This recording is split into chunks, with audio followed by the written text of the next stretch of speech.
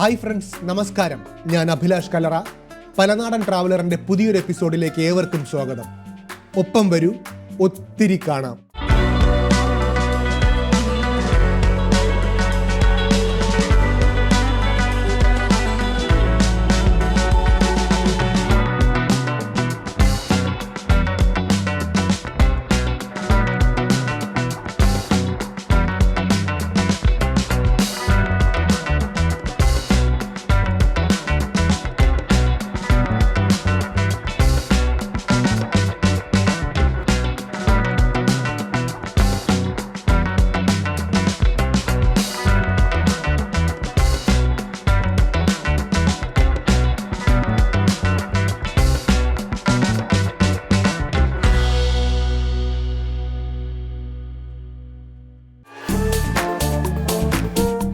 ഇന്നത്തെ എൻ്റെ യാത്ര ആരംഭിക്കുന്നത് പാരീസ് സിറ്റിക്കുള്ളിൽ നിന്നുമാണ്.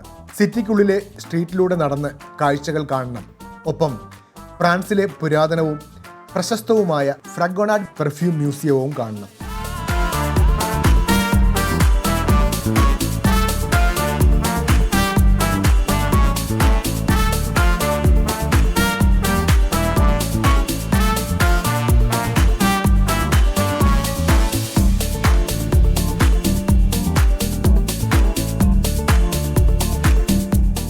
ഇന്നൊരു ശനിയാഴ്ച ദിനമാണ്. പാരീസ് സിറ്റിക്കുള്ളിൽ നല്ല തിരക്കാണ്. അതിനാൽ ധാരാളം ടൂറിസ്റ്റുകളെയും ഇവിടെ കാണാൻ കഴിയുന്നുണ്ട്.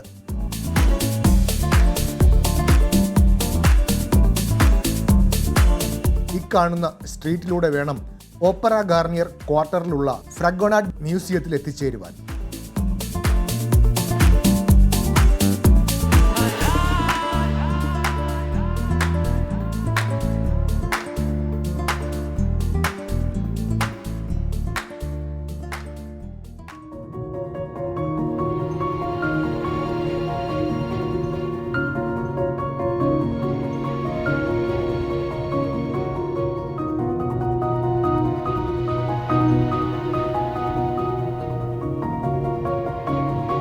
പാരീസിലെത്തിയാൽ നമ്മൾ തീർച്ചയായും കണ്ടിരിക്കേണ്ട സ്ഥലങ്ങളിൽ ഒന്നാണിത്. ഞായറാഴ്ച ഒഴികെ മറ്റെല്ലാ ദിവസങ്ങളിലും രാവിലെ 9 മണി മുതൽ 6 മണി വരെ നമുക്ക് ഫ്രീ ആയി ഒരു ഗൈഡിൻ്റെ സഹായത്തോടെ ഈ മ്യൂസിയം കാണാൻ കഴിയും.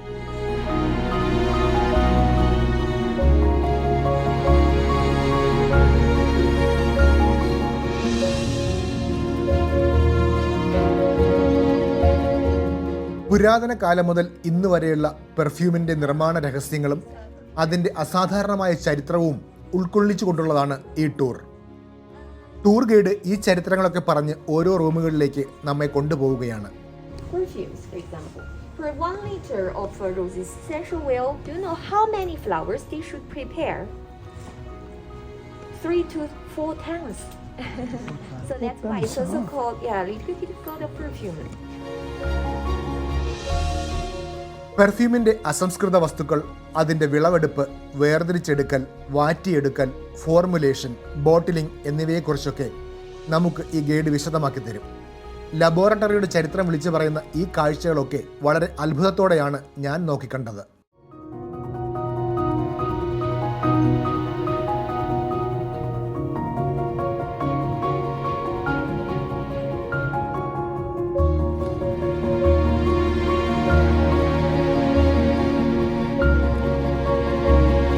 ഇരുപതാം നൂറ്റാണ്ടിലെ ആദ്യകാല പെർഫ്യൂം ഫാക്ടറിയുടെ അന്തരീക്ഷത്തിലേക്ക് നമ്മൾ എത്തിപ്പെടുന്നു എന്നതാണ് മറ്റൊരു പ്രത്യേകത. ഇവിടെ നമുക്ക് പുരാതന കാലത്ത് ഉപയോഗിച്ചിരുന്ന ബോട്ടിലുകൾ, പെർഫ്യൂമുകൾ, ശില്പങ്ങൾ, അവയുടെ നിർമ്മാണ ചരിത്രമൊക്കെ കണ്ട് മനസ്സിലാക്കുവാൻ കഴിയും.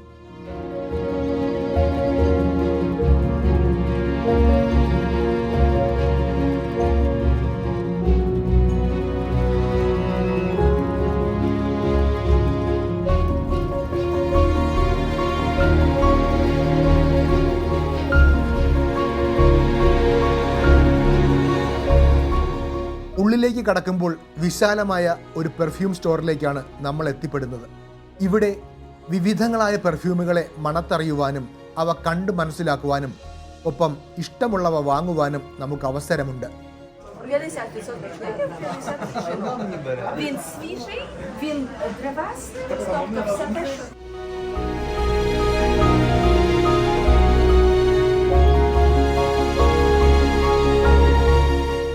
സഞ്ചാരികളിൽ ഭൂരിഭാഗവും ഇത് നന്നായി ആസ്വദിക്കുന്ന ഒരു കാഴ്ചയാണിത്.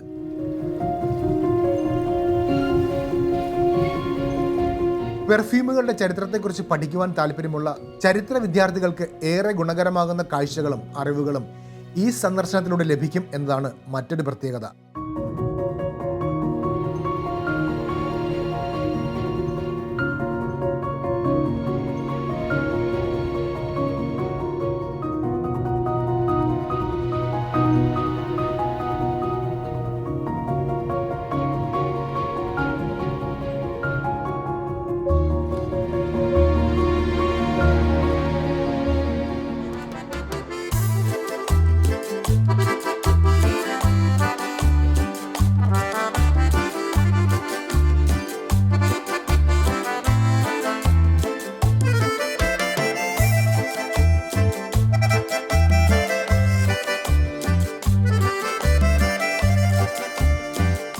ഫ്രഗോണാഡ് മ്യൂസിയത്തിൻ്റെ കാഴ്ചകൾക്ക് ശേഷം പാരി സ്ട്രീറ്റ് കാണുകയാണ് എൻ്റെ അടുത്ത ലക്ഷ്യം. ഉച്ചയായതിനാൽ നല്ല വിശപ്പുണ്ട്. ഭക്ഷണം കഴിച്ച ശേഷം ആകാമെന്ന് സഹയാത്രികനായ മത്തായി ചേട്ടൻ സ്ട്രീറ്റിൻ്റെ തൊട്ടടുത്ത് കണ്ട കഫേയിലേക്ക് കയറി കണ്ണോടിച്ചു. ഇവിടെ നിരന്നിരിക്കുന്നു വിവിധങ്ങളായ ബ്രെഡ് വിഭവങ്ങൾ. ഏത് കഴിക്കണമെന്നായി പിന്നെയുള്ള ചിന്ത. അതോടൊപ്പം ഈ കാഴ്ചകളൊക്കെ ഷൂട്ട് ചെയ്യുകയും വേണം.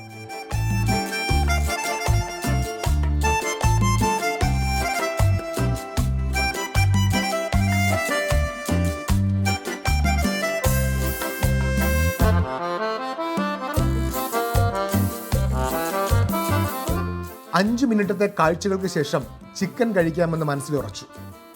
ദുബായിൽ നിന്നും ഇത്തരം വിഭവങ്ങൾ കഴിച്ചിട്ടുണ്ടെങ്കിലും ഇവിടെ നമുക്കിതിൻ്റെ പേരുകൾ വായിച്ചെടുക്കുവാൻ അല്പം പ്രയാസമായി തോന്നി. എങ്കിലും കഫേ ജീവനക്കാരിയുടെ സഹായത്താൽ ചിക്കൻ്റെ ഒരു വിഭവവും ഓറഞ്ച് ജ്യൂസും വാങ്ങി തൽക്കാലം വിശപ്പിന് ശമനം നൽകി. ഭക്ഷണമൊക്കെ ആസ്വദിച്ച് കഴിച്ചു. തരക്കേടില്ലാത്ത ഭക്ഷണമായിരുന്നു.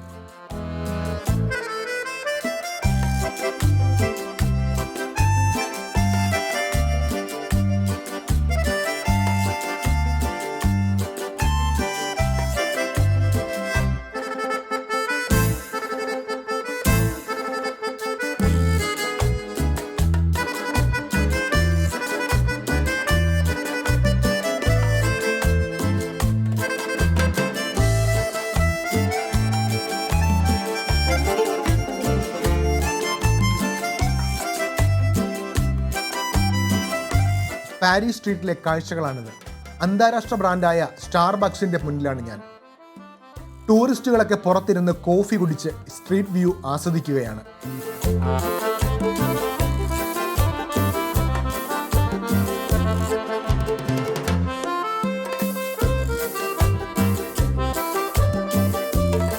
റോഡിനിരുവശവുമുള്ള കാഴ്ചകൾ നമ്മെ ഏറെ അത്ഭുതപ്പെടുത്തും.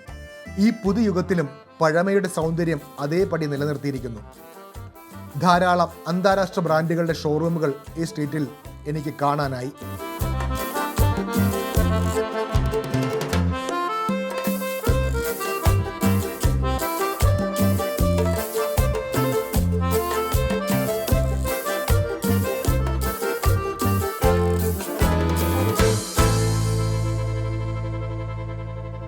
അല്പം മുന്നോട്ട് ചെന്നപ്പോൾ കലാകാരന്മാരുടെ സ്ട്രീറ്റ് പെർഫോമൻസ് നടക്കുന്നിടത്തേക്കാണ് ഞാൻ എത്തിപ്പെട്ടത്. ഇവിടെ ഏതൊരു സ്ട്രീറ്റിലും നമുക്ക് ഇത്തരം കലാകാരന്മാരെ കാണാനാകും. ഒറ്റയ്ക്കും കൂട്ടായുമൊക്കെ അവർ പെർഫോം ചെയ്യും. ഉപജീവനത്തിനും ചാരിറ്റിക്കുമൊക്കെ വേണ്ടിയാണ് അവർ ഇത്തരം ഷോകൾ സംഘടിപ്പിക്കാറുള്ളത്.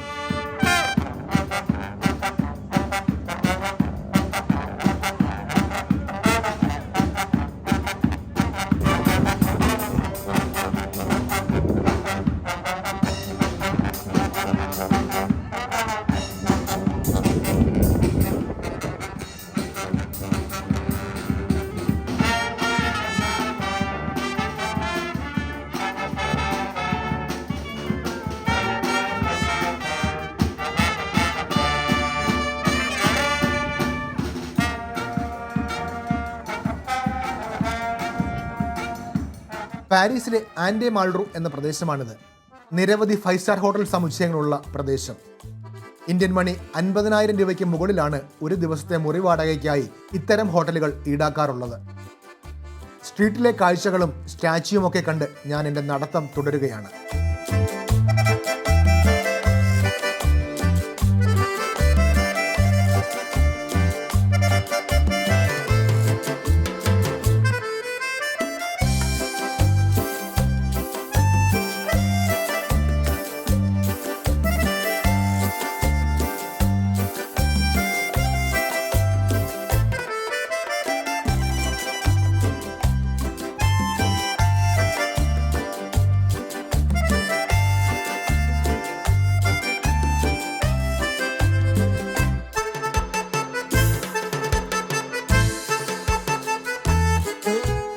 പാരീസിലെ ഒപ്പറ ഹൗസ് പലൈസ് ഗാർണിയറിന്റെ മുൻവശത്തായാണ് ഞാനിപ്പോൾ ഉള്ളത്.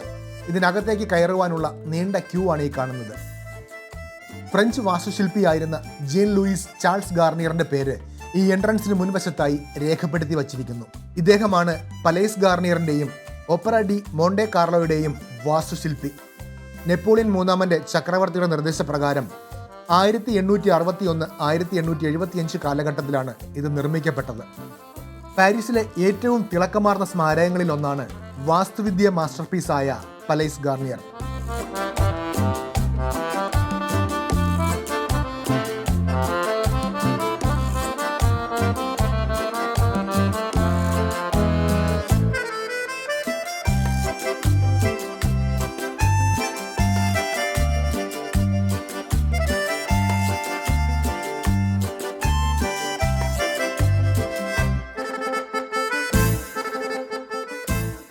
പാരീസിലെ തെരുവിലൂടെ നടക്കുന്നതിനിടയിൽ പ്രശസ്തമായ ലിൻ ചോക്ലേറ്റിന്റെ ഷോറൂമും കാണാനിടയായി.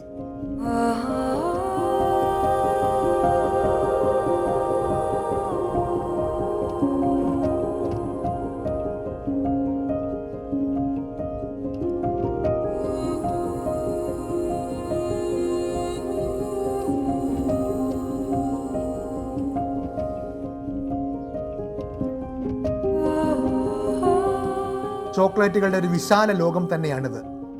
വരും ദിവസങ്ങളിൽ സ്വിറ്റ്സർലാൻഡിൽ ഇതിന്റെ ഫാക്ടറി ഞാൻ സന്ദർശിക്കുന്നുണ്ട്. കൂടുതൽ കാഴ്ചകൾ അതിൽ ഉൾപ്പെടുത്താമെന്ന് കരുതി ഞാൻ വേഗം കണ്ടിറങ്ങി.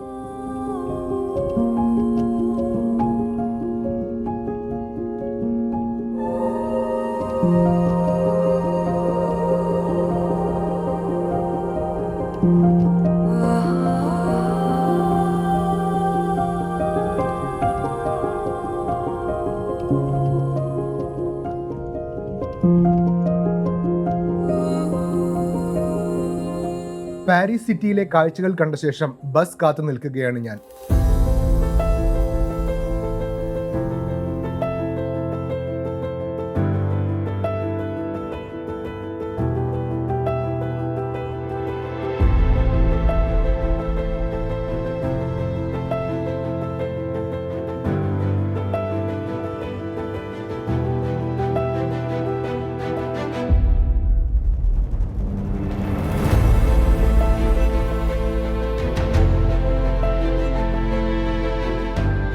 നഗരത്തിന്റെ ഓരോ മുക്കുമൂലയും നല്ല വൃത്തിയായി സൂക്ഷിച്ചിരിക്കുന്ന കാഴ്ചകളാണ് എനിക്കേറെ ഇഷ്ടമായത്.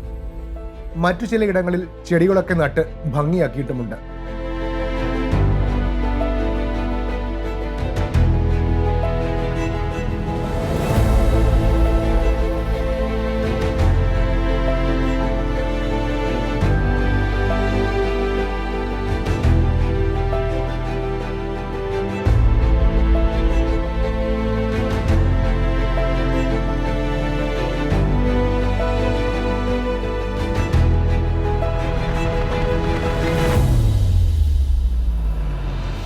പാരീസിലെ സെയിൻ നദിക്ക് സമീപത്തു കൂടിയാണ് എൻ്റെ യാത്ര.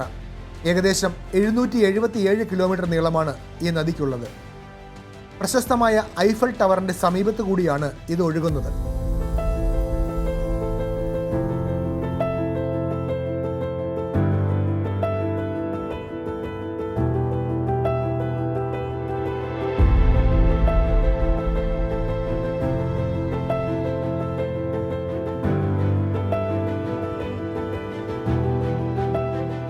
സിറ്റിക്കുള്ളിലെ കാഴ്ചകളൊക്കെ കണ്ട ശേഷം ഇനി റൂമിലേക്കാണ്. പാരീസ് സിറ്റിക്ക് പുറത്ത് കൊളംബസ് എന്ന സ്ഥലത്താണ് എൻ്റെ റൂം ബുക്ക് ചെയ്തിരിക്കുന്നത്. 16 കിലോമീറ്റർ ദൂരമുണ്ട് ഇവിടെ നിന്നും എൻ്റെ ഹോട്ടലിലേക്ക്. ഏകദേശം അരമണിക്കൂർ യാത്ര.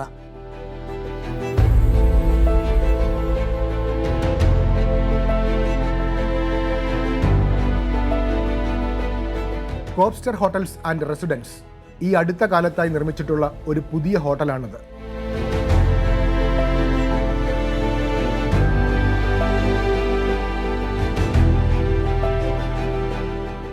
കോബ്സ്റ്റർ ഹോട്ടൽസിൻ്റെ 721 നമ്പർ മുറിയാണ് എനിക്ക് അനുവദിച്ചിട്ടുള്ളത്. നല്ല വിശാലമായ സൗകര്യങ്ങളുള്ള മുറി. കാഴ്ചയിൽ എനിക്ക് നന്നേ ഇഷ്ടമായി.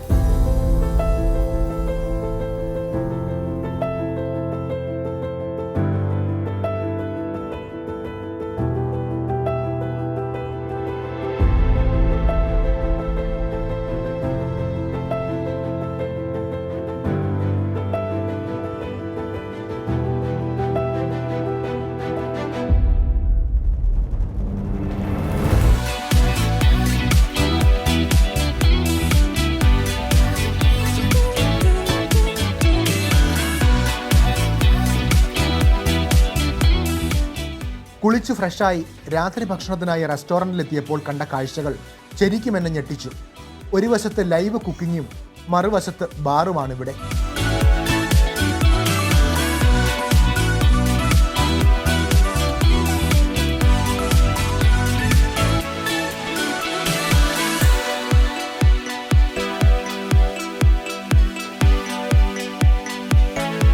ആ കാഴ്ചകളൊക്കെ പതിയെ ക്യാമറയിൽ പകർത്തി.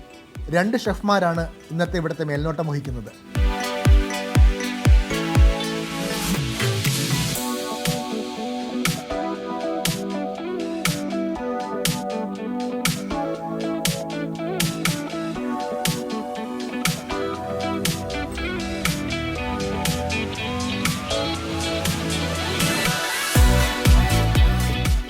നൽകുന്ന ഓർഡർ അനുസരിച്ച് കൃത്യമായി പാചകം നടക്കുകയാണ്. പലവിധ ഭക്ഷണങ്ങൾ, പാരീസിൻ്റെ തനത് രുചികൾ പാചകം ചെയ്യുന്നതും അവ ഗാർണിഷ് ചെയ്യുന്നതുമൊക്കെ നമുക്ക് ലൈവായി കാണാൻ കഴിയും.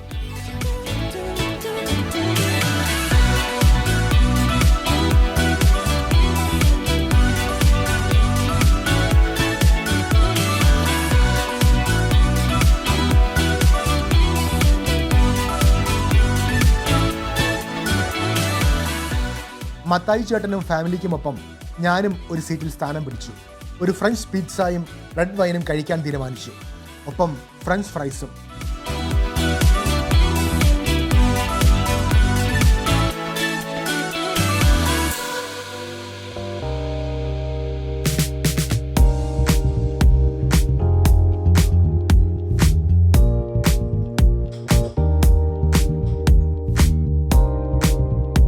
ഭക്ഷണമൊക്കെ ആസ്വദിച്ച് കഴിച്ചു. പ്രത്യേകിച്ച് ഫ്രഞ്ച് ഫ്രൈസ് വളരെ രുചികരമായി തോന്നി. ഓയിലിൻ്റെ ഒരു അംശം അല്പം പോലും ഉണ്ടായിരുന്നില്ല.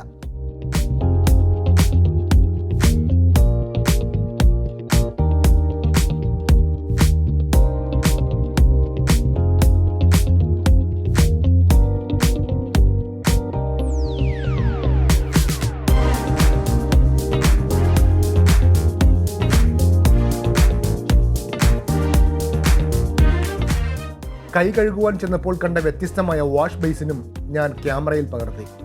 4-5 പേർക്ക് ഒരുമിച്ച് ഉപയോഗിക്കുവാൻ കഴിയുന്ന തരത്തിലുള്ളതായിരുന്നു അത്.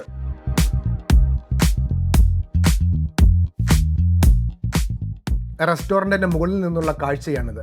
രാത്രി 9 മണിയായിട്ടും ഇതുവരെ നേരം ഇരുട്ടിയിട്ടില്ല.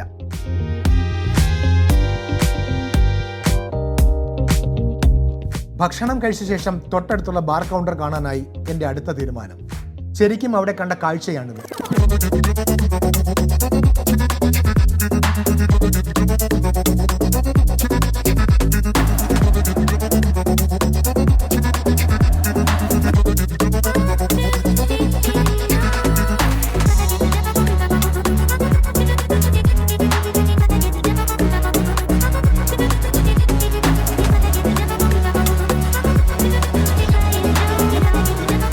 ഒരു ബാർ കൗണ്ടർ എങ്ങനെ സെറ്റ് ചെയ്യണമെന്ന് സിമ്പിളായി കാട്ടിത്തരുന്നു. പല ബ്രാൻഡുകൾ ഇങ്ങനെ നിരത്തി വച്ചിരിക്കുകയാണ്.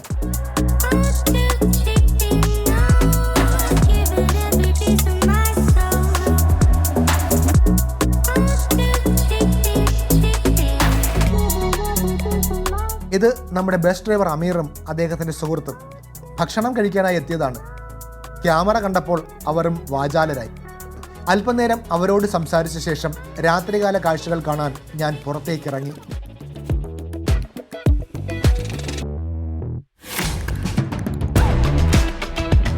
യൂറോപ്പിൻ്റെ രാത്രികാല യാത്ര ഒന്ന് കാണാൻ വേണ്ടി പുറത്തേക്ക് ഇറങ്ങിയതാണ്.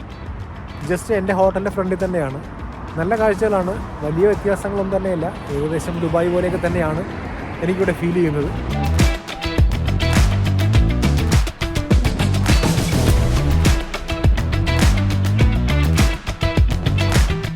നല്ല തണുത്ത അന്തരീക്ഷം. ആ തണുപ്പിൽ തലയുയർത്തി നിൽക്കുകയാണ് പാരീസിലെ കോപ്സർ ഹോട്ടൽസും. പലനാടൻ ട്രാവലറിൻ്റെ തുടർ കാഴ്ചകൾക്കായി കാത്തിരിക്കുക. തുടരും. ഒപ്പം വരൂ, ഒത്തിരി കാണാം.